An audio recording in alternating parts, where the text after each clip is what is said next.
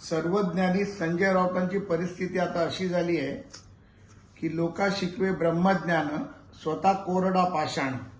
ज्या पद्धतीचे फोन टॅपिंगचे आरोप संजय राऊत करतायत, मला वाटतं की त्यांना माहिती असावं की त्या प्रकरणामध्ये सक्षम यंत्रणा व हायकोर्टाने देखील क्लीन चिट दिली गेली. ज्या अधिकाऱ्यांवर आणि देवेंद्रजींवर आरोप केले त्यामध्ये तथ्य नव्हतं.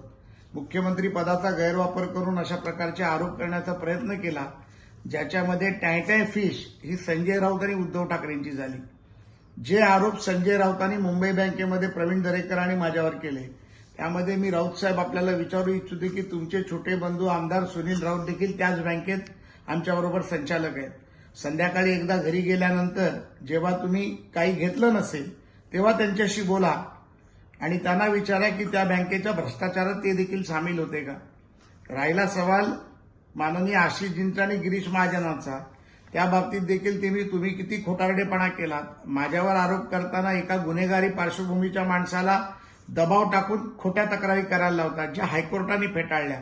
त्यामुळे संजय राऊतजी, तुमच्या बोलण्याकडे आम्ही फार लक्ष देत नाही, फार गांभीर्याने पाहत नाही आणि तुम्हाला किंमत देखील देत नाही. ना आम्ही किंमत देत, ना राज्यातली जनता किंमत देत.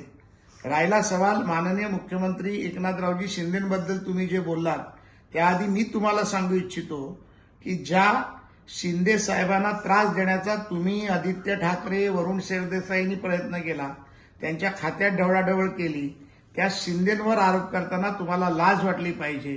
हा माझा प्रतिप्रश्न तुम्हाला.